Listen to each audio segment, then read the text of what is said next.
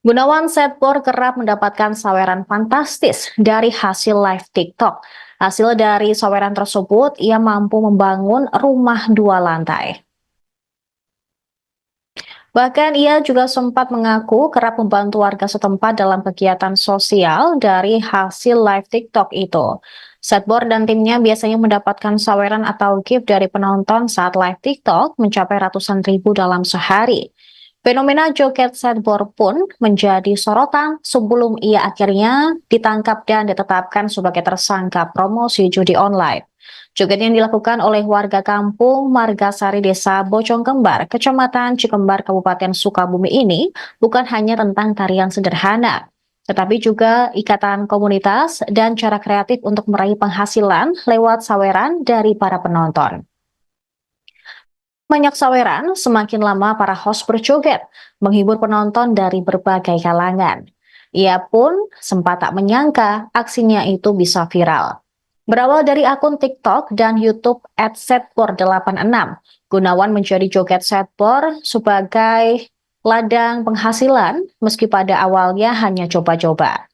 Ketika hasilnya mulai terasa, Gunawan memutuskan meninggalkan pekerjaannya sebagai penjahit keliling dan pulang ke Sukabumi.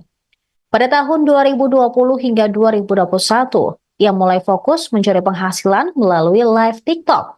Bermula dari gerakan joget sembarangan, Gunawan akhirnya menemukan gerakan khas yang disebutnya ayam patok. Melihat respons positif, ia mengajak teman-teman dan tetangganya untuk ikut bergabung. Setiap hari, siaran berlangsung dimulai sejak pukul 9 waktu Indonesia Barat hingga menjelang maghrib. Kemudian pada malam hari, sesi live diambil alih oleh rekan lainnya. Dalam sehari, Gunawan dan timnya bisa mengantongi sekitar 400 hingga 700 ribu rupiah, sudah termasuk bagi hasil. Hasil dari joget setboard ini bukan hanya menghidupi dirinya, tapi juga rekannya yang masuk ke dalam timnya tersebut. Namun belakangan, dia ditangkap oleh pihak kepolisian dan ditetapkan sebagai tersangka promosi judi online. Hingga saat ini belum ada rincian terkait dengan kasus tersebut, namun polisi akan merilis kasusnya pada Senin 4 November besok.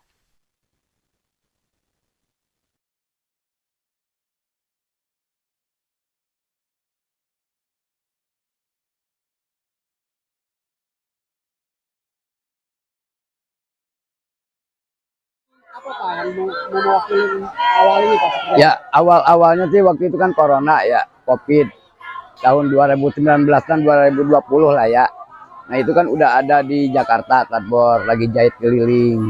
Nah, pas lagi jahit keliling, Tadbor sambil lipe gitu ya kan, sambil lipe kan ada yang ngasih mawar, ada yang ngasih ini, yang 1 koin juga Tadbor gak tahu itu berapa koinnya.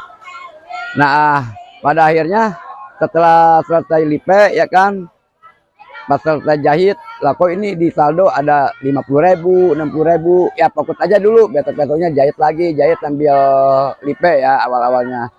Terus ada lagi yang ngasih lagi, ya udah kesini Tadbor jahit permak ditunda ya kan, disimpan dulu. Terus Tadbor joget-joget gitu ya, challenge guling-guling apa aja gaskeun gitu ya.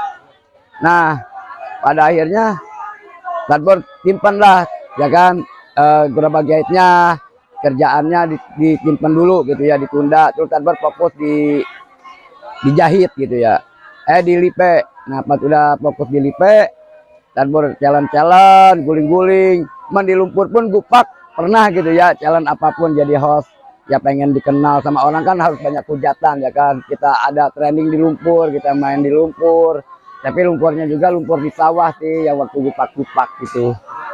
Nah, memang pekerjaan sebelumnya berarti menjahit, sekarang berhenti Pak? Ya, dijahit permak sama supir pribadi, sama jahit keliling gitu ya. Ya sekarang ditunda dulu gitu ya. Kalau sehari bisa berapa lama Pak live-nya untuk? Kalau 1 hari Tadbor sekitar 1 hari itu paling 4 jam lah ya. 4 jam? Mungkin Ya, bisa sampai malam nggak Pak? Kalau itu kan ditip, makanya ditip. Ada orang-orang, ada tetangga, ada saudara ikutan di Tadbor, ya udah langsung gaskeun gitu ya. Nah, Pak, pendapatan yang Bapak terima awalnya berapa, Pak? Untuk live TikTok ini, Pak? Kalau awal-awalnya Tadbor kurang lebih ya, awal-awalnya ya untuk sendirian lah ya. Ratusan, Pak. Kalau untuk sendirian paling ada 300-400 ribu gitu. Sekarang sudah meningkat mungkin. Nah sekarang kan banyak kan orang nih, bawa orang bawa rezeki juga ya, ada 3 juta, ada 4 ya, ya tergantung lah kan, kita bagi-bagi lah ya. Itu mengajak, Pak, atau mereka datang sendiri, Pak? Awalnya Tadbor ngajaknya sama Mbak Mun, sama Pak RT, sama Apeng, tapi kesini-kesininya ada orang pengen ikutan, ya udah Tadbor ajak aja gitu. Nah, Pak, untuk pembagian hasil dari anggota Bapak sendiri itu gimana, Pak? Kalau yang di anggota yang akun-akun lain Tadbor enggak ngambil lah ya, enggak. Cuman yang akun pribadi Tadbor aja. Kalau di akun Tadbor doang ya Tadbor ngambil 20% gitu. Berapa, Pak, perkiraan untuk diuangkan, Pak? Kalau untuk diuangkan Tadbor dapat 400 ya, kadang ada 500 per hari gitu. Pak, ini kan fenomenanya sudah mulai ramai ya, Pak, untuk live TikTok. Menjanjikan nggak, Pak, untuk menjadi sebuah pekerjaan, Pak? Oh, enggak juga sih, enggak tentu, enggak menjanjikan, enggak. Soalnya emang kelihatannya kayak mudah ya, kayak ini, tapi kan kalau akunnya sepi, ya kan orang juga nggak mau ini gitu, ya. Jadi untuk teman-teman semuanya juga ya, jangan terlalu mengharapkan di TikTok karena TikTok itu tidak akan selamanya indah ya, tidak akan selamanya rame, tidak akan selamanya di atas juga, itu aja sih, ya. Kalau teman-teman yang diajak ini, Pak, mereka sebelumnya punya pekerjaan.